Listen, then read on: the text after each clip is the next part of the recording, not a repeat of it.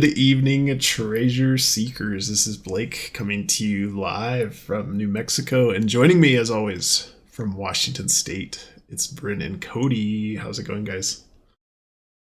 I'm panicking. I don't have any banter. That's okay. We can just get right into horseshoes and hand grenades, and then Oh you won't no. be ready for that either. Even So worse, even panic, worse. panicked either way. I will Cody, say, what's going yeah, on? Cody, save us.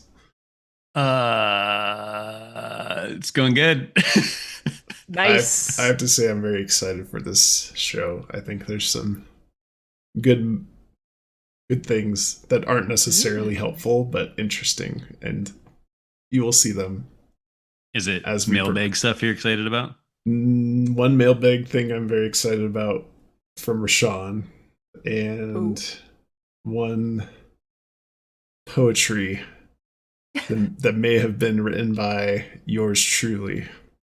Oh my. So you have that to look Wait, forward to. Stay tuned. I'm very curious what led to this. I'm assuming we'll get the full story when You'll it's get the full time. story. yeah, I'm It will really be excited now. it'll be justified. Don't worry. So those are teasers to keep you engaged, Bryn and Cody plus audience. However, It works. I'm on the edge of my seat. Yeah. I certainly would not want to overpromise something epic and then underdeliver and disappoint you. There's treasure inside, page 225. All right, let's begin. Horseshoes and hand grenades.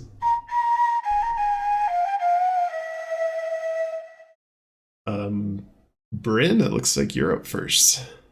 Oh boy. Okay. This one's pretty quick.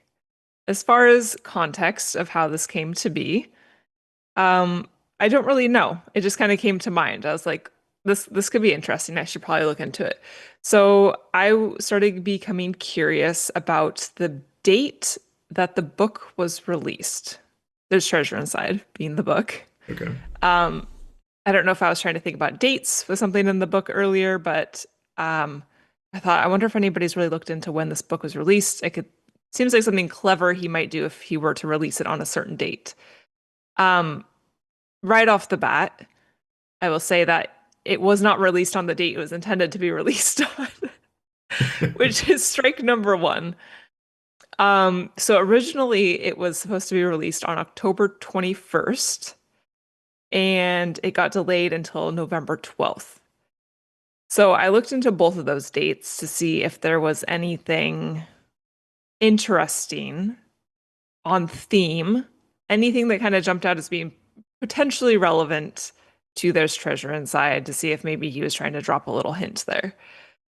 Um, I guess I would have been more excited if I found something that was interesting about October 21st, because that was his intention. Um, Something on November 12th seems maybe less intentional, because it probably is. I mean, he can't really, I'm assuming, control things that are up to the publisher at that point, and I doubt he was getting to choose. So when I looked into October 21st, these are so bad, you guys. That's why this is a horseshoes and hand grenades. October 21st, we have a birthday. In 1956, Carrie Fisher was born. She played Princess Leia in Star Wars. So, I mean, he talks about, yes, he talks more about Star Trek, but he, references movies. Star Wars feels very timely with his childhood, and we have all these like space and celestial references. So, anyways, I thought Star Wars is maybe relevant enough to publish the date around this book. No. And looking into November 12th, 1799, we have the first recorded meteor shower in North America. So, kind of interesting, again, with outer space.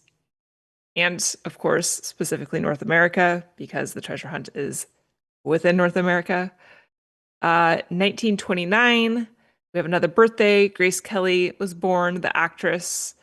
And so, again, kind of playing off those movie references.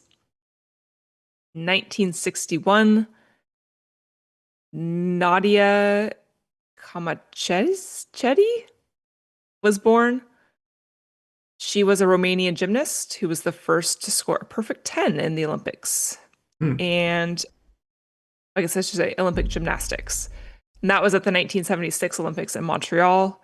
And last but not least, in 1990, there was a new emperor of Japan. And we know Jon Collins-Black loves Japan.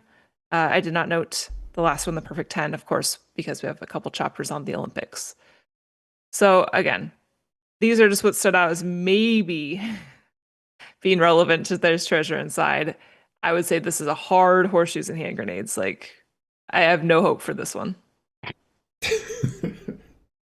It is interesting that both of those dates are all made up of zeros and ones and twos. I did think through that as well. Like the number, I was trying to figure if there's a numbers game there because there seems to be some number play within the book. So I guess maybe I shouldn't rule that out entirely. There could be something with numbers there. I do like the idea. Like, obviously, I don't love the actual output content, but I like the No. idea of it. It feels very like definitely is something worth checking into. Feels like kind of like almost whimsical and coy, and I feel like JCB kind of comes off that way sometimes in the book. So I feel like would be very on brand for his type of like little Easter egg type things.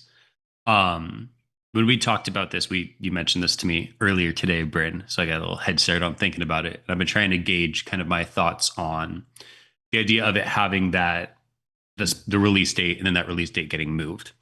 I feel like I've mentioned a couple times that like if I knew more about the publishing process and who all is involved in that, it would be a lot easier to make a decision as to like how important that is in my own mind. I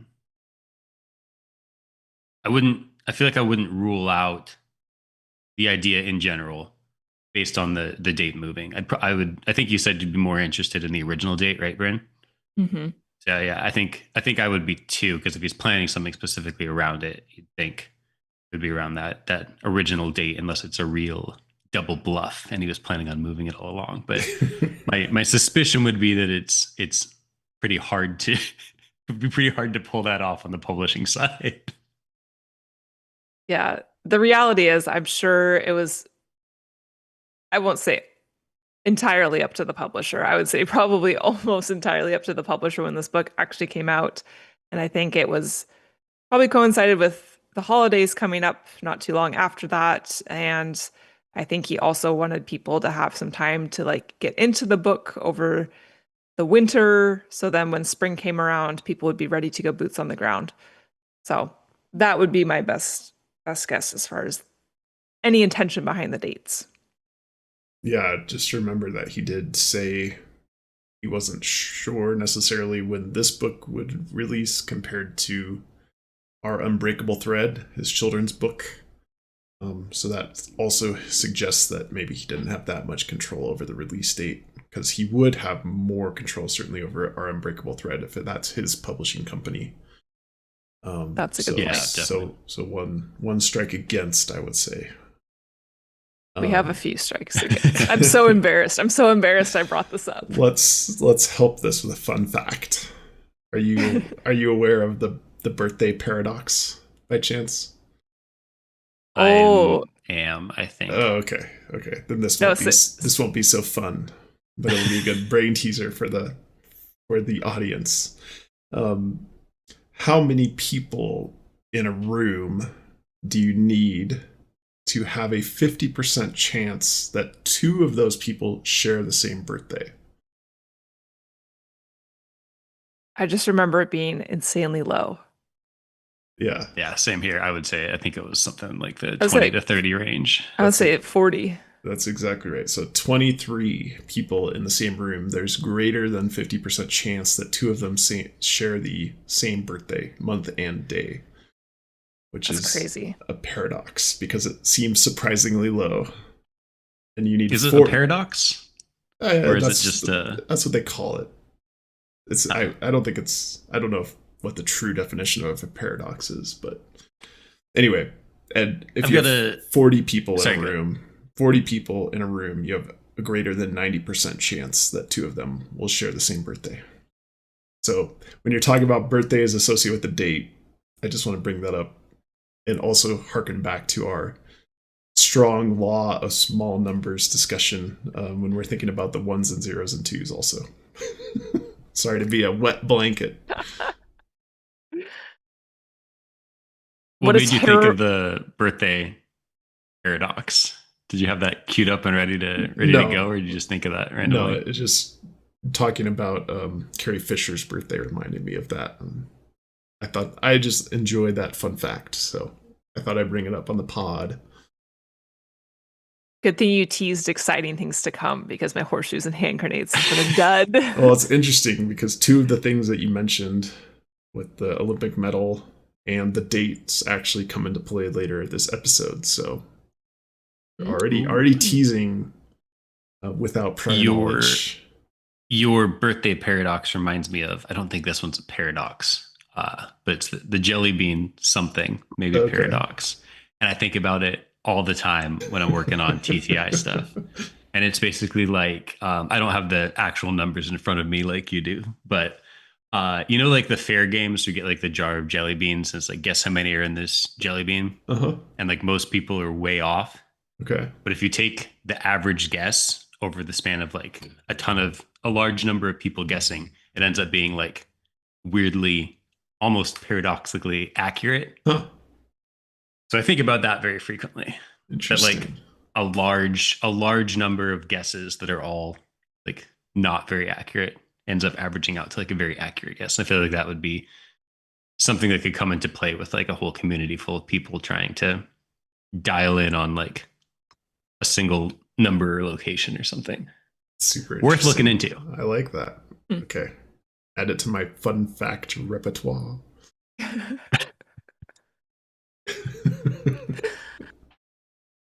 Cool. Cody, you also have a horseshoes and hand grenades? Yeah. I heard that Brent's is going to be quick, and I also had a very quick one, so I figured we'd sandwich them together and make each do half a segment. Yeah, because mine, there's not a ton to talk about, but it's kind of a visual. It's this was all sparked by our last episode, where we were looking at kind of the JCB, presumably like signature or icon or something on the copyright page that looks like the 8 with the line through it. We were talking about it, and I was kind of thinking like, hey, it almost looks like a, my thought wasn't even really that it looks like a pair of eyeballs, but it looks like almost something that you could use like to circle specific text on the page if you like shifted that shape around. If you want to pull up my first, the one called, my picture called logo overlay. Logo overlay. So what I did is I took that logo digitally and removed the background. I'm calling it a logo, but I'm not sure what really to call it. His little signature diddly. Okay. And I wanted it, like in my mind, I really wanted it to like circle a series of like maybe 4 letters, like 2 on a top line and 2 on a bottom line. So you can see here, the actual original one that's unedited is over on the right-hand side after the part that says artwork was created by author unless otherwise noted. So I took that, moved it around the page, started with that little logo icon on that same page to see if I could like pick out a couple little things that remained kind of circled or underlined using that logo if I rotated it or moved it around. The problem I ran into was that the spacing just wasn't quite right. And this definitely feels like the kind of thing where if you're supposed to do it this way, that the spacing really needs to be pretty spot on. So then I tried some other pages in the book, looking for areas where the spacing looked different. So we can see in the bottom left-hand corner of that little infographic there, it seemed like smaller font and closer spacing on the quotes, but still didn't really line up quite right. And then I also checked the little captions under the pictures, and that didn't line up quite right. Okay. And I wasn't too discouraged by this at this point, because when I had the original idea, what I really wanted was for that icon to kind of highlight something or alter something in one of these pictures, because I thought Okay. that would make the most sense with the icon itself showing up right after that line that says artwork was created by author unless otherwise noted. So it felt like it Mm, would be very related to the like obvious author provided artwork. right. So I went through a handful of different pages in the book. The one I was most excited about was the Artsmith chapter, which on the bottom right hand side of this infographic, you could see part of what I kind of sifted through with that little icon filter. I think the biggest challenge is that the icon itself is so small that I just don't think you're really anything you're going to pick up would just be so small and be so hard to read. It'd be almost illegible. Hmm. And I toyed with the idea of resizing the icon in some way. So if you get Yeah. like something larger on the page, and I just wanted to so bad, but I couldn't buy into that. It felt too much like against my own kind of internal rules and internal monologue. Like I talk about the anagrams where you start just like getting too many options. Hmm. So it felt to me like if he was going to use this and if you're supposed to use that icon in this way, to me, I don't think I'd be satisfied unless it was not resized and it Okay. was used the size it is in the book. Otherwise, it just feels like a needle in a haystack, and you can kind of turn anything into anything. Um, I think that ends my spiel on this. Didn't find anything super interesting. Do you guys want to have any comments on this before I pull up my other photo? Yeah, just one comment. I I guess I would argue that because this logo is already hand drawn looking, um, I would feel like maybe scaling it a little bit differently and like a person being able to redo it, like hand draw it on some of the artwork roughly might be doable.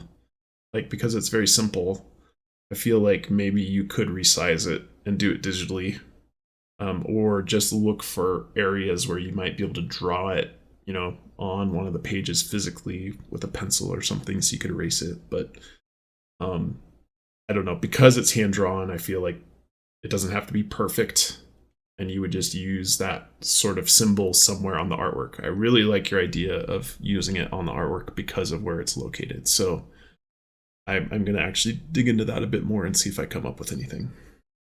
Okay. Again, you're convincing me with the kind of that the logic of it being hand drawn, and that kind of also plays into the idea of hey, all you need is the book Mm-hmm. versus getting into all the different software to be doing this kind of thing. Mm-hmm. I like the idea of it being if it doesn't need to be perfect, line up something. Obviously, with this small, it would have to be perfect to find anything. Mm-hmm. But kind of just more segmenting it maybe into fourths in that shape or something like that. Mm-hmm. You're talking me into the idea of resizing it being valid a little bit here. Okay. You're very I persuasive. I also had something just come to mind, um, based off of also the line, unless otherwise noted. Um, Mm. Note being like music, a music note, because at the end of the book, he really wraps things up with the theme of music. Joy Serenade, very heavy with music.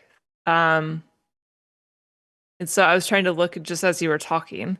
I was trying to look into see like, is this somehow related to a musical symbol? And I guess I feel like the symbol itself is not something that's just going to be like someone's going to recognize it. I don't think that's the case. It has to be something a little bit more cryptic than that. But I was trying to figure out if this could be something music related, and it does kind of resemble what is called the shifting symbol in music. And probably just for a laugh, I'd like to read this. Um, in music, a shifting symbol typically refers to the visual notation indicating a change of hand position, hand theme, Ooh. on a stringed instrument, tapestry, weaving, like the violin or cello. Okay. Um, I mean, it would definitely be like kind of a squished, condensed version. It's definitely two circles with a line going through for the shifting symbol. So, I mean, I'm not saying that is what it is, but just curious, um, to also then take the specific use of noted. Yeah, and when you were describing it, Cody, you said break it into quarters. Certainly, there's such thing as a quarter note. Ooh. Interesting. Ooh. I like this. I like this brainstorming session. Yeah. Live brainstorm here. Okay. Okay. Yeah, I anything think with words like noted definitely stands out with kind of that's all the otherwise musical. noted. Yeah. Yeah. I mean that. Everyone check out the shifting symbol. I mean, it is certainly representative of this. Yeah, I Oh, mean, what's the first line of Joy's Serenade? I should just have this memorized by now. a note. Well, that too. A molten tune of a tone. Sorry, I'll try to pull it up here. It's a note, the molten tone of a tune, rests inside all of us who want a song to follow, treasure to hold. We may find music in a poem. Yeah, I mean the whole note. I like the note connection for sure. And a shifting symbol, just because I'm past and future oriented. A shift, a cipher. Oh boy. What a rabbit hole. All right. Good work. Solved. I cannot. Every time I hear the "Who Want a Song to Follow," I can't unlink that with the Pied Piper reference Okay. in the book. Mm-hmm. It just seems so on the nose. Yeah. Yeah.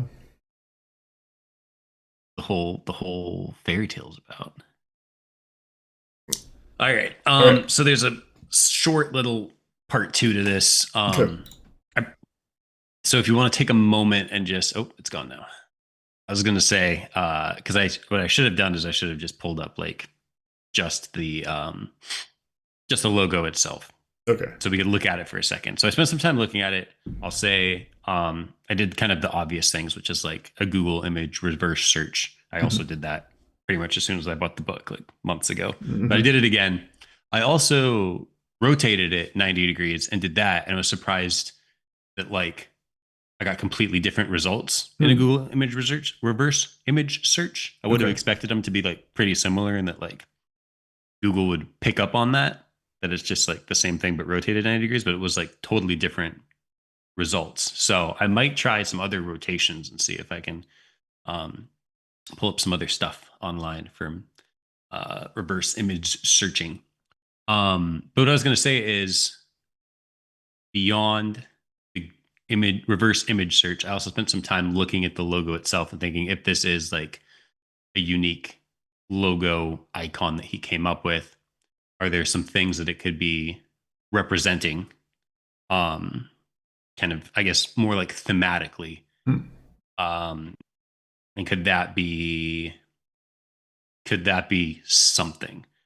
So if you want to pull up the other one, the other infographic or little sketch here called logo themes, here's the two things I came up with for potential like themes. One of them is the one on the left here is playing into the theme of like mirror images, or what do I keep, palindromes is what I keep going back to. Okay. I'm extra interested in the mirror image and palindrome thing since discovering the idea that that missing page 90 in the middle of the book is like halfway between the start of the pages and the start of part one and the end of part one. Mm-hmm. Feels like it is more than a coincidence. So anything that kind of plays into the idea of mirror images is very exciting to me. So I thought that this is obviously like a symmetrical shape, and they could be playing into that. Mm-hmm. The other one, and I tried to add some color to this one so it gives it a little more depth, to hopefully illustrate my point a little bit better. But after just kind of staring at it for a few minutes, I feel like it could look like this might be a stretch, but like two sheets and a needle, and it could be like, Oh my gosh. you don't like that? I like it. It's like if you were gonna draw two, just like very ambiguously draw like two planes and something stitching them together. I feel like that's That would be an icon for it. It's like a You needle. totally, you totally just beefed up that center line to look like a sewing needle. You can look on the one on the left and imagine that red dashed line's not I there. mean, You could see it being two planes and a needle. I can see what you're saying. I Yeah. am a much stronger believer in the idea of the mirrored Oh image. yeah, you're a much stronger believer in the one that matches Pokemon box themes. Yes. That's very interesting. Very interesting. All right, I was a little bit excited about my little sewing icon thing, but Bryn's I, really shot that down pretty hard. I like that a lot, especially because you've already poked a hole through your book with a needle once already. Yeah, that could totally be an illustration of two page planes and Mm-hmm. a poke through it. Mm-hmm. Yeah. All right. It could be. Time to start poking through the Olympic rings picture. I mean, that's a good point too. Ring theme. We got Uh-huh. 2 rings here. Yeah. Also, what about the idea of like orbit? Hmm. I don't know if we have like orbit paths. Yeah, look at that. That could be the sun, the moon blocking out the sun eclipse theme. Yeah. Or a what's that one-sided thing? A Mobius strip. A That center Mobius strip. part there. Interesting. that's a bit more stretchy, but interesting. Well, yeah. Now I'm just spitballing. Okay. One thing I'll look into, just because you've zoomed in on this, the one on the left, and it's a little bit blocked by this dotted red line, is it certainly looks like this is a pen stroke that's vertical here. It does. Based on how it ends, right? Which is Yeah, it reminiscent. definitely tapers pretty hard there. Reminiscent of a Japanese character or Chinese character in terms of kind of how they're drawn with calligraphy and taper off like that. So I will take the lead and see if there's any kanji characters. I mean, this one does not look like any character that I'm familiar with, but maybe it's representative of something. So I'll take a peek into that. Excellent. That'd be cool. All right, cool. Well, those were a little bit longer than you probably both expected. Good work. Should we dive into mailbag? Mailbag. We've got mail. All right, got a few mailbags today. We'll start with Roger. Hi, team. A couple episodes ago, standard episode 8, you all talked briefly about a listener's idea that the past and future box wouldn't be located in California because the state is mentioned in that chapter. That's an interesting idea, and I began to wonder if any and all states that are directly named in the book could be universal, quote-unquote, negative clue locations, meaning they are not the hiding spot of any of the 5 boxes. So I reread the book and logged state names that appeared anywhere in the book and created a map. See map of states named in book to see the results. States shaded in red are named in the book. Thoughts on this? Does it have potential as a way to narrow down or search our search areas? So let me pull that up. And there's more to this, but let me pull that up so you guys can start studying it. My first question is, I remember when we were trying to like connect dots with city names. I wonder if this is specifically the state named or if it's also like a city. Right. So he does clarify that. In this case, and I don't know exactly where it is in the email, but in this case, he's using either the called out state name in its entirety or the state abbreviation. But he's not using cities because clearly the one I checked first was Missouri because we're interested in St. Louis. And St. Louis is mentioned a couple times. That one is not shaded here. So yeah, just state names or the 2-letter state abbreviation is what he used to create this map. JCB is not interested in writing about the Midwest. Yeah, that would be one conclusion. All right. Um, to take this one step further, I have an idea about eliminating more states based on the missing page 90.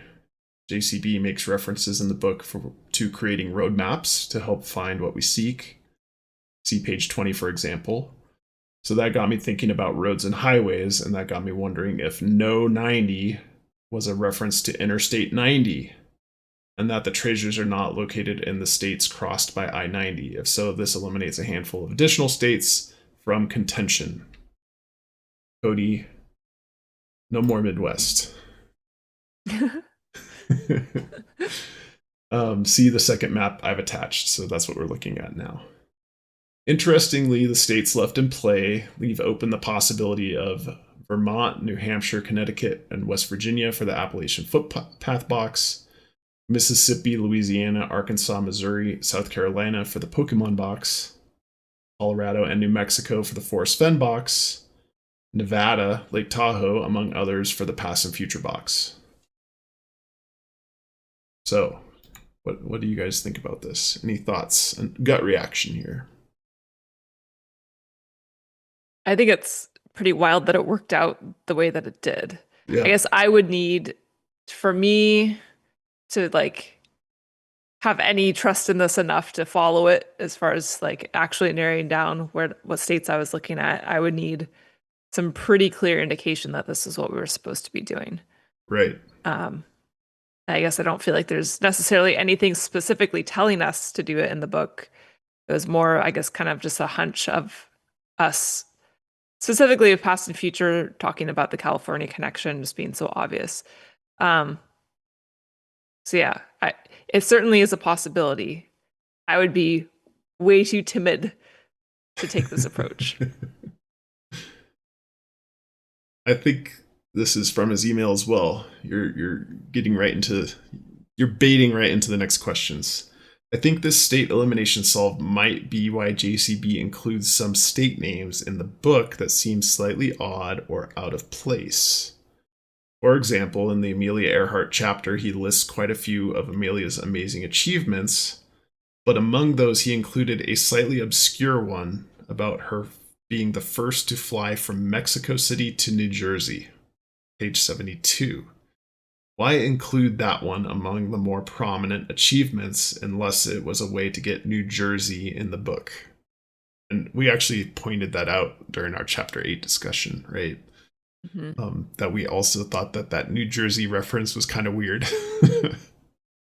So I think I would probably be more inclined in this approach to think the mentioned states are in play and the ones that aren't are not in play. All right, so either you or Roger are going to find all of the boxes. Yeah. But I mean, I do understand his thinking with if 90 is missing, then we would disregard I-90 states. Mm-hmm. That at least feels like it has some logic. Like that reasoning makes more sense to me. I have 2 comments. Yeah. First one, I like the idea of I-90 in some way being tied to the page 90 missing. I like that as an idea. I'm taking that to like my list of things to keep in the back of my mind. Mm-hmm. I particularly like it because I was looking at I-90 the other day. I had another, I didn't even call it potential solve, but just like looking at this area that I was interested in, and noticed it was, I can't remember now if it was right by highway or Route 20 or Highway 20 or I-90. One of the two, like eerily close to it. And then at the time I was thinking, I kind of like that because I feel like it just makes it that much more accessible to more people that you can just like get on like one of these main highways to get to it. Mm-hmm. But that led me to look into that. And then, we live right next to I-90, but I didn't know this until I think last week that I-90 is the longest interstate highway in the US. Okay. Hmm. Uh, and Highway 20, they run like parallel to each other, Highway 20 and I-90. And I think they're both like very long. And I think it depends on how you define it, but one of them, they're both like the two longest. Mm-hmm. Um, so I think that that's interesting. That I guess maybe it's just the fact that a couple of times in the last week now I've looked at I-90 or I-90s come up, and it happens to be the longest one that kind of spans that whole continental United States. Um, so I like the idea of just I-90 in general. Mm-hmm. Mm-hmm. The other thing that I was thinking as you were explaining this one is Bryn mentioned that in a previous podcast, we'd kind of consolidated a lot of the cities and state names. And I had mentioned that when I was making that spreadsheet, that it didn't seem like there was a standard way of him describing city and states as far as like, is it just the city? Is it just the state? Mm-hmm. If it is the state, is it like a full state name or does he abbreviate it? And it felt like he was almost classifying them in different ways Mm-hmm. on purpose. Um, so I think that that's uh, whether this approach is correct or not. I think it's another instance of of it's got me thinking more about why did he classify those in different ways? Why are they some abbreviations? Why are there some full names? Mm-hmm. Obviously, this map includes abbreviation and full names. Um, is there something else we're supposed to be doing there? Okay. I don't know. I'm thinking out loud here. Yep. Yeah, I think I still like the concept for using the missing page 90 a bit more with the considering that it's missing page 90 minus 90. I still like using that as a longitudinal coordinate, which, as we've mentioned before, passes through very closely to St. Louis, Missouri. Um, and that's because of the missing page 90. You would consider it a minus 90, where I-90 doesn't quite fit that as nicely, I would say. I would argue though that if he's telling us to make a road map, Mm-hmm. that Okay. like highways would Mm-hmm. come into play specifically. Fair. And linking that to Cody's investigation of that being the longest interstate in the U.S. That certainly adds credence to that. So both good points. Two different good page 90 threads we've got brewing right now. Mm-hmm. Mm-hmm. Um, One other consideration I think about JCB's wanting to geoscatter the box locations and how the Olympic Rings logo could be overlaid on the US map to call out certain search areas for each box. My map aligns with both of those ideas. That's from Roger as well. Just bringing that concept back into play as well, the Olympic ring overlay, which we think is interesting. Keep up the great conversation on the podcast, even if you disagree and dismiss my no page 90 idea. Well, Roger, I am not as much of a fan, but Bryn and Cody both like it a lot. 2 against 1, 3 against 1, Yeah. including Roger. I guess specific like I said, the road map Mm-hmm. is what's I think so intriguing to me. Okay. Cool. So yeah, anything where people are doing like hardcore data analysis here from words in the book, I'm always a big fan of. So thank you, Roger. This is really great. Our next email is from Reshan. He said, "Hi, I'm almost done with your most recent episode and wanted to send these 2 things your way before I forget. You may have discussed them or been aware already. You mentioned the animals House of the Rising Sun. So this is regarding your Pokemon box discussion a couple episodes ago, Bryn, where you put the group names together and came up with different bands that fit some of the themes or words of the Pokemon box. The animals House of the Rising Sun is their most famous song, is what I mentioned. That first line of the song is, "There is a house in New Orleans." So he wanted to make sure that came to the forefront, that it mentions New Orleans in the first line of that song. I also checked. Oh, go ahead. I was totally oblivious to that, and the song in general. So that it's really, I like it. I think it's really exciting. If only maybe I'm back on the band names. Yeah, if only it were there is a hotel in New Orleans, then we'd really be on track here. I also checked. You're still sharing your screen, by the way. I don't know if you still wanted that up. No, I don't. I want to see my potato head. All right. I also checked to see if the Eagles ever shared a tour with the band America, in parentheses, American Eagle, both who would have been big in the mid 70s but didn't see anything. That's a good thought. Yeah. With Fortnite, so also related to the Pokemon box, Fortnite, a 2-week road trip. These 14 days both get mentioned in the Pokemon chapter. With Fortnite, and he's referencing the video game here, one of the top, if not the top streamer, is someone who goes by Ninja. Not sure if any of these have merit or value, but wanted to share. So, Greninja, relation to Fortnite. Not necessarily the most timeless clue, I would say, as much as the animal's song, I would say, but interesting connection nonetheless. I agree. I like it. Yeah, I mean, clever thinking yes. Outside the box, which I always appreciate. Exactly.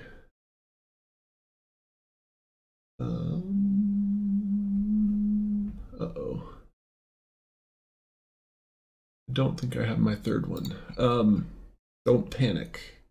There was another thing from Reshan that I thought was most excellent. He made a little video with AI that uses Cody's song. It's Cody's creepy song that he generated a few episodes ago. So let us have a viewing. A disclaimer that this video might be scary to children. No, I'm scared. Ready?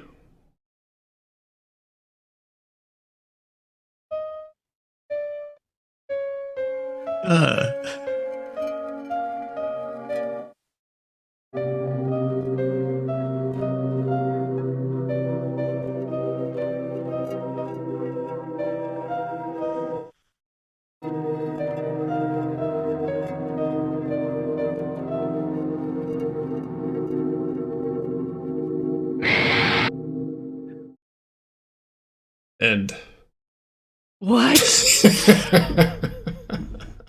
I'm so glad that we weren't able to hear the music with that. Yeah, you couldn't hear the music? Oh, I'm sorry. It was your little piano song that you had generated out of the audience will be able to hear that, but yeah, it was yeah. Yeah, we've touched on that before, that we can't hear the intro music to the segment, so we just have to bob our head and wait for you to say go. Sorry. That was creepy. Yeah. So scary.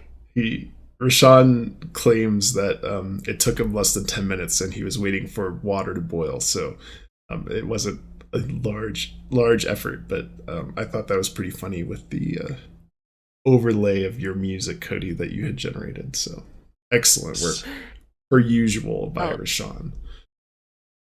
Al dente. I do want to point out that I'm assuming he, told AI to include a Froakie, and the Froakie had a very prominent bubble scarf, as Froakie does. Yeah, that's true. Which again is not pictured in the Pokemon chapter, which we have talked about before. He obviously cannot recreate Pokemon in his book for licensing, but just wanted to point out again that it is a very prominent feature that even AI picked up on that is not included in the book. I'm gonna hit Reshan with a copyright strike. That's my special song.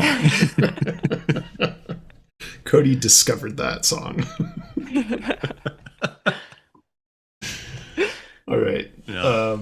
Reshan stuff's always cool. Yes, Like that. agree, 100%. Yeah, someday we'll listen to Blake rant, but no opportunities to rant so far. Um, Third message and final for the mailbag today is from Joe. Always enjoy the show. Let me ask you a question. If you were creating the lion's share puzzle based on pieces of treasure, what piece would you procure first? I would likely seek the piece which may be the most important to the solve.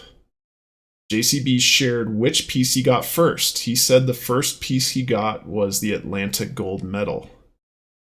I am biased due to my Athens, Georgia theory, but I think it's still quite telling. Joe, any thoughts about that? I thought it was an interesting concept to consider. Yeah. That piece of information that the Atlantic gold medal was the first piece he acquired is actually not in the book. It was from the podcast History for Weirdos, which is a podcast that he did, one of his first interviews, I would say. I think it was even before the book was released. But Joe found that was in the interview on History for Weirdos, episode 141 at 17 minutes, 30 seconds. So if you want to validate that, check it out. But I thought this was a really cool concept. So thank you to Joe. Any thoughts This is on a that? cool concept. We're going to take turns answering the question. Yeah. I'll let you Who guys wants to go first. So I guess my first thought was like, do we have any confirmation that, well, no, but like, it's so hard to wrap my head around, like, did he just acquire these things and then figure out how to make the puzzle around it? Mm-hmm. And I think to a certain extent, yes, he did, because we have these extra items in the back, right? So it's not like he was so intentional with what he was gathering that he only picked items that he knew would fit perfectly into this narrative, because I don't think he had the narrative created yet. And I think that continued to evolve as he tried to figure out a way to piece it together. So I think the lion's share puzzle kind of came together more as a result of the items that he ended up getting, because it sounded like he also just simply did not get some of the items he tried to get as well, because, you know, it's an auction. He can't be guaranteed that he's going to get certain things. I think what's interesting about that gold medal is he ended up with like a couple Olympic specific things. Mm-hmm. So like that almost feels intentional, that he was like going for the Olympics. Mm-hmm. And then even more broad than that, sports. Mm-hmm. There's a heavy tie theme of sports throughout the book. So like, was that maybe what he was going for as well? Is like really try to like hone in on something sports memorabilia. Yeah, I guess I don't have too much more to say than that, other than I think the puzzle was probably more formed around what he actually ended up acquiring afterwards. Yeah, I agree with that. Just talking about the Olympics again, I do want to bring up Olympic rings. It is odd that there was such a large, prominent Olympic ring logo in that chapter 9, I believe. I can't remember exactly. Especially because when we discuss that, we think it's, you know, the Olympic Committee is somewhat litigious in terms of protecting that logo, and him putting it in the book, especially so prominently, seems risky to me.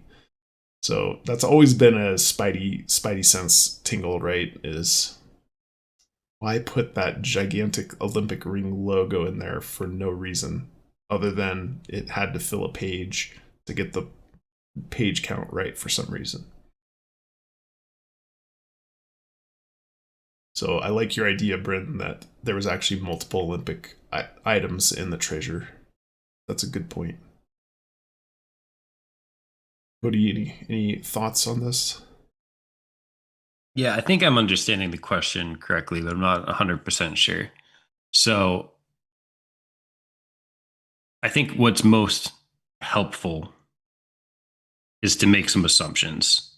Like if we're doing this as a thought experiment, the assumptions would be that he created like the whole puzzle solve aspect of the treasure hunt before acquiring any materials? Did he say specifically already that he didn't, or are we just assuming he didn't? We don't know the exact timing, right?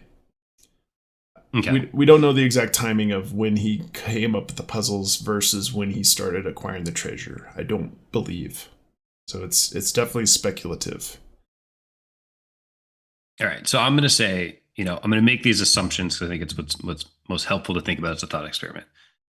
Assumptions being he creates a puzzle, he has an idea of what he wants to do, and he has this pile of money and needs to exchange this pile of money for the treasure pieces that he's going to tie to his puzzle. Mm-hmm. So then the question becomes, as you're going to make this investment, what's the first piece you try and buy? Mm-hmm. And I guess my answer to that would be the one that would be hardest to replace with like something equal to it. So something like the Olympic gold medal to me would not be high on like my rankings of what to go for first, because I think that obviously there's specific significance to these medals, but if you need to tie just like to the Olympics in some way, there's a lot of Olympic paraphernalia available to purchase as treasure. So if I had to pick one of these, kind of given those constraints, I think the one in my mind would probably be the Jackie Onassis brooch. I feel like that if you had a, assuming that that was like an integral part of the puzzle, that seems like the one that would be hardest to be like, oh no, I couldn't get that, to find something like similar or equal to that. Right. Yeah, I think that's a good point. I will say if Jon Collins-Black was coming up with this treasure hunt, I would say there's a high likelihood of chance that he had some themes in mind on what he was going to build this puzzle around early on. And if he had chosen the Olympics as being some theme to this, it does make sense that even if he didn't have the specific clues in mind, that maybe he was drawn to purchasing that Olympic medal first, just with the grand theme in mind, but maybe not the specifics. I think this is a reasonable concept to consider from Joe. Yeah. Kind I of think maybe I'm misunderstanding this whole thing. So No. I was thinking it was like a thought experiment, but I think like what would you purchase first out of this actual list of the 23? And I think as soon as you said that part, I stopped listening to you and what you were saying and just started trying to pick my treasure that I wanted to talk about. No. But it sounds like the real takeaway here is that we know he purchased the gold medal first, and what does that mean? Yes. Okay. If anything. Edit me out. No. No. What you said is very valid. I think that if he was building a treasure hunt around Jackie Onassis, you're correct that would be harder to acquire an artifact. I think that would depend more on luck. And I think your argument that being able to acquire Olympic paraphernalia more easily, just because of the volume of it, that actually might be a boon to this argument. Just because, acquiring something Jackie Onassis related is probably much more difficult. Joe follows up a little bit later and says, the other thing that this reminded me of was that JCB did not know info about the objects he acquired. The researchers ran those down. That suggests to me that the stories about the objects can't have too much directly with the puzzle. It seems like he used research stories as scaffolding. JCB would not need researchers if he knew the histories and got the objects because of that. So a great point by Joe here that he also is not putting that much stock into it because Jon Collins-Black then, employed the researchers to do research on the objects he ended up acquiring after the fact. So I like the way Joe thinks. I think that's really good. A really good point for everybody to keep in mind is that point that Joe makes here. Very, very excellent point. So don't put too much stock directly into the treasure items because JCB purchased them without having done the research prior. That is actually a really good point. I guess kind of not a counter argument, but just something to then keep in mind is we still have objects that didn't make the cut for whatever reason at the back of the book. And I guess I haven't counted up how many items there are, but I don't know, maybe like, I'm not even going to make up a number. 10 items ish. Yeah. Yeah. So it's not like it replaces every item in the book. It's not like it's half and half, but yeah, there's certainly still, whether it is the item itself, I mean, the story. Yeah. I mean, there's still a significance to the items. That sounds dumb to say, but like the fact that some made the cut for the book to fit into this narrative in a certain way and some didn't just needs to kind of be kept in the back of our minds. Yeah, certainly if you have a theory on the lion's share, it would be worth thinking about that theory or solve in the context of the other treasure items in the back of the book, right? And if for some reason one of those treasure items like would really fit well into your theory, and for some reason he didn't do a chapter on it, or at least a section on it, that might be one way to, you know, negatively confirm or check your theory. All right, so a lot of good juice here from Joe to think about. Very, very appreciative. I really like that email. Thank you. All right. Shall we dive into the Discord detectives?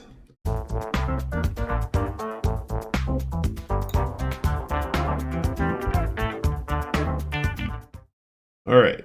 A couple of interesting ones. A short one to start with, and then a longer one. First, let us look at the PowerPoint again. All right, so the first one comes from Discord, and I'm giving credit to a user called BetVR4. There's been other discussions about this throughout, so there are certainly other people that have brought this up, but I thought it was interesting. Yeah, sorry. Are you trying to share the US map still? No, I'm not, but I just haven't gotten to. I'm giving a back briefing first here. Sorry. So I will pull it up, but yeah, thank you for pointing that out. So this Discord detective number 1 is talking about this song from Tony Bennett called "I Left My Heart in San Francisco."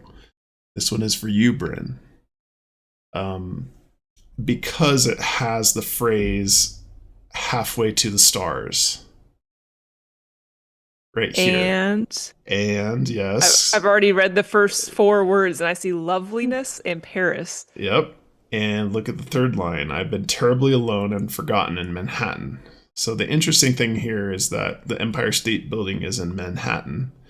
The Eiffel Tower is in Paris, which are 2 landmarks that are specifically called out in the Pokemon Box chapter, which also has this interesting phrase from the first or second paragraph, "halfway to the stars." Sorry, it's on the second page, actually, where he's talking about the 6-story hotel that they stayed at in New Orleans. And they stayed on the 5th floor, which was halfway to the stars, as he described it. So, I don't know. Well, yeah, go ahead. Isn't loveliness the collective noun for ladybugs too? Oh, ladybug. That is your expertise. I trust your fact on that one. It is a loveliness. A loveliness of ladybug. Okay, I did not pull that out, and I don't think I've seen that on Discord either. So very, very astute observation. I think that's kind of where this one ends, though. I'll let you decipher the lyrics a bit more if you want to, Bryn, but I just wanted to point this in your direction. Yeah, this, like, what you pointed out alone feels like an incredible amount of coincidence within one stanza. Right. Right. And this I could mean, be obvious. I would say too, like high on a hill. Talk of like the elevation. Elevation is seemingly important in Pokemon box. Yeah. your golden sun, the blue and windy sea. I mean, the morning fog may chill the air. It's not representative of the Pokemon box where they're talking about how hot it was. But anyway. This is super interesting. Okay. Food for thought. Mm-hmm. Yeah, I don't have anything more on this one. I'm doing some background information right now. So obviously, the big takeaway is it's a song about San Francisco. Right. And San Francisco is not en route. Right. But I just looked up if there's any other places in the U.S. Called San Francisco other than the obvious one. Okay. And it looks like there's, and I mean, this is 30 seconds of Googling. So Okay. take this with a grain of salt. But it looks like there's a San Francisco, Texas. It's unincorporated. That's close. Probably the more interesting one, without even clicking on it yet, is that there's a Mission San Francisco in Florida. It's a historic mission site. That feels like some potential there, possibly. Okay. Yeah, because it seems like the output of making this connection would be San Francisco, right? Right. Yes. Interesting. I never even thought to look for alternative San Franciscos. Good call, Cody. Ooh, it's northern Florida. That seems like it's close to the route. Mission San Francisco de Potano. Okay. Near Gainesville, Florida. Interesting. Well, now I'm just doing live research, which is not fun to listen to. So I'm going to stop now. So that's more food for thought for you guys and for the audience. Pointing that out as an interesting series of coincidences associated with this song. The Ladybug. If you like that last 20 seconds, maybe we'll have to do a live stream where we're just typing doing research. Yeah, who would like us to do a live show? A live show of us just doing silent research. All right, I'm going to move on to the next phase of Discord Detectives, unless you have parting comments, sorry, that aren't just hilarious jokes. My only parting thought is I left my heart is kind of like he left these boxes. And, I mean, especially on this one, it's like a place that they went to on their road trip or close to their route somewhat. And so, I don't know, it seems like he kind of left the box somewhere that has some sentiment to his childhood road trip. Again, a stretch, but nice. I like this. Nice confirmation bias. Yes, thank you. All right. Cool. That was more successful than I thought. Good finds, everybody. Second Discord Detectives is going back to a reference that we reference every episode now, which is Habeas Treasurous. So there's a recent Habeas Treasures video talking about Pokemon gyms and boxing gyms that's pretty interesting. Habeas Treasures still only has like 200 some subscribers, and I don't know why. I think he's putting out very creative content, so highly recommend checking him out. He used this piece of information which triggered a distant memory in my mind. He is talking about these poems that were supposedly published by Jon Collins-Black on Medium. Are you guys aware of these at all? Only to the extent that I saw somebody say that they heard that Jon Collins-Black confirmed that these are not from him. Oh, yeah, really? I think I did it on a news segment months ago because I saw these too. Okay. I think it was confirmed that they're not JCB. Okay. So you guys might have already confirmed what I was going to ask the audience, which was what they know about these. Because I remember reading about these at the very beginning of the hunt and then promptly forgot about them.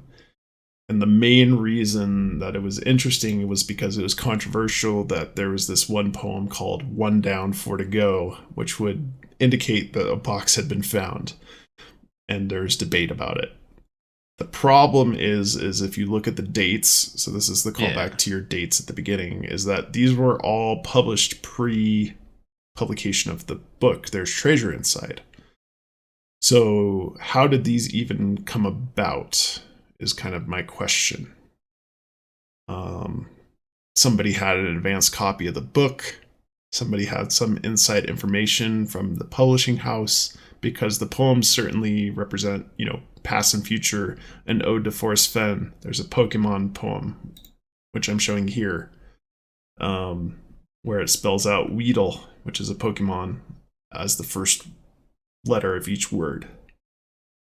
So yeah, I guess if you guys have already heard that these were confirmed to be not written by Jon Collins-Black, then it kind of makes this segment a bit moot. I guess I don't have any, like, I have not seen the post or him where he confirms it himself. Okay. That's just what I read. And I guess, so I mean, two things, like you're saying, it's really weird that the dates would be before the book came out. Mm-hmm. That is very mysterious. I don't know, like, can you change the publishing date of these when you upload? I don't know. I don't think so. But it also seems equally weird that he would then be providing content outside of the book in this way when he's been very clear that he wouldn't do that. Right. Yeah, the interesting So thing was that Habeas Treasurus took this as a true Jon Collins-Black poem in his video, and so then I was not sure.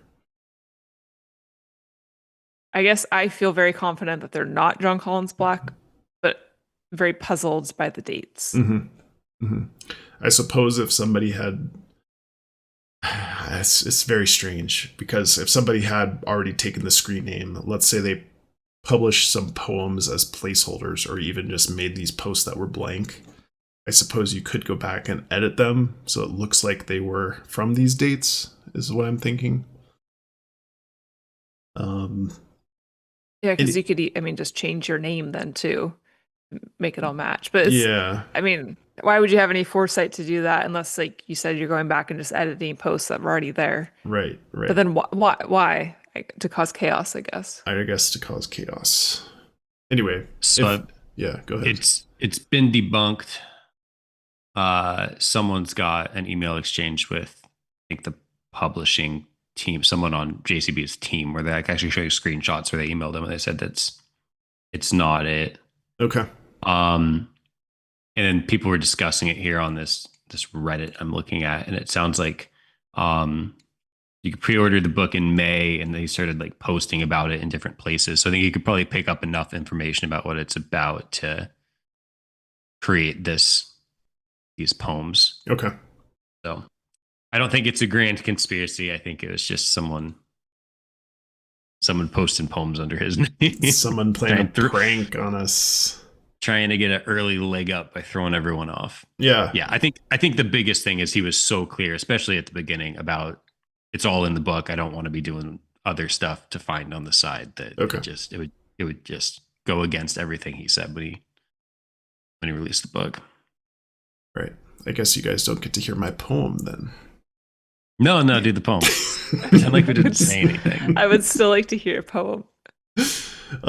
So the first thing I did actually earlier today was to see if these were generated by AI, since we've had the discussion recently that Jon was using AI tools.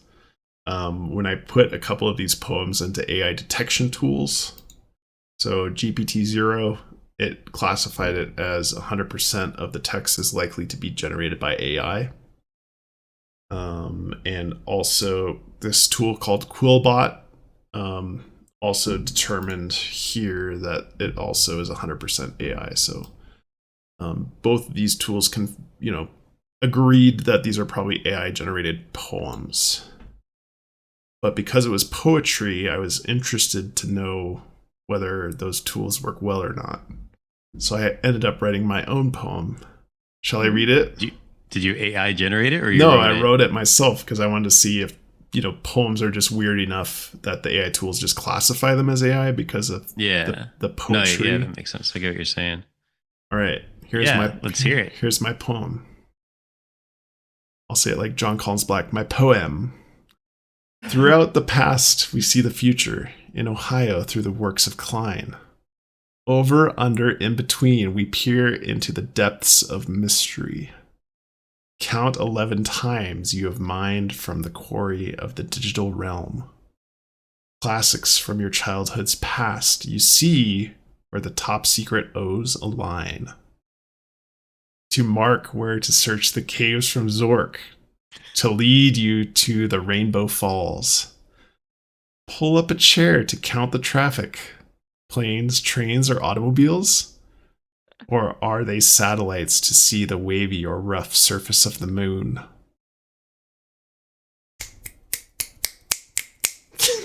It was excellent. All right. So now Touched. now the fun part. How do you think AI classified this? Or sorry, these tools classified this as AI or human written? I'd say human written. I think it's going to be pretty low. Like, it's going to think it was human written.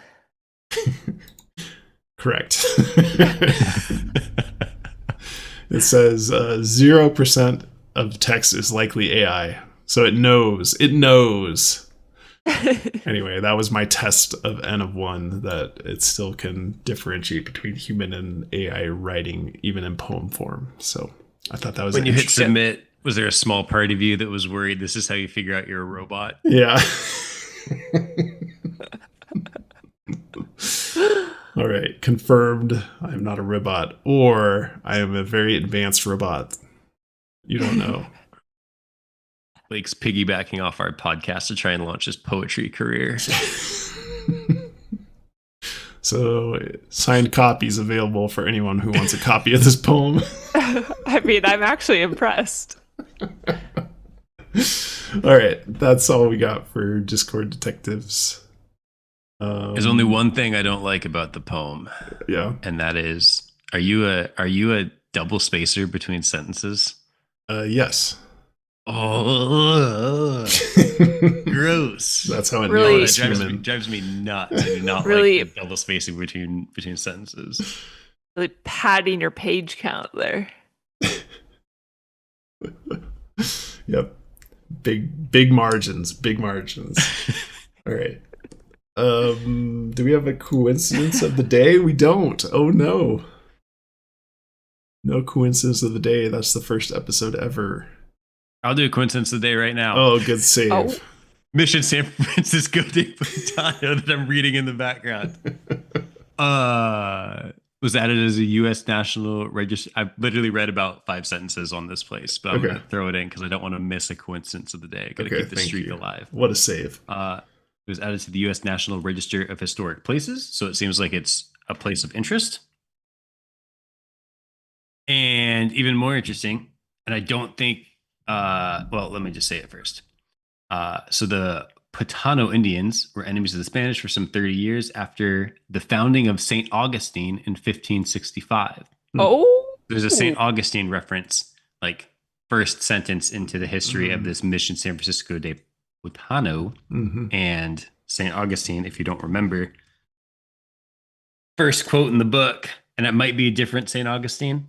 I've obviously done very little research on this topic, but the fact that St. Augustine pops up, I'm already finding little connections here. Coincidence of the day. All right. That's nice. Good Excellent. Excellent. Good save.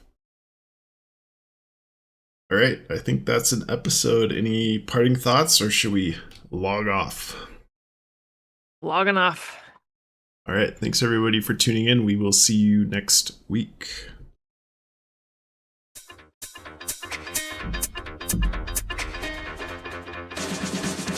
Searching for clues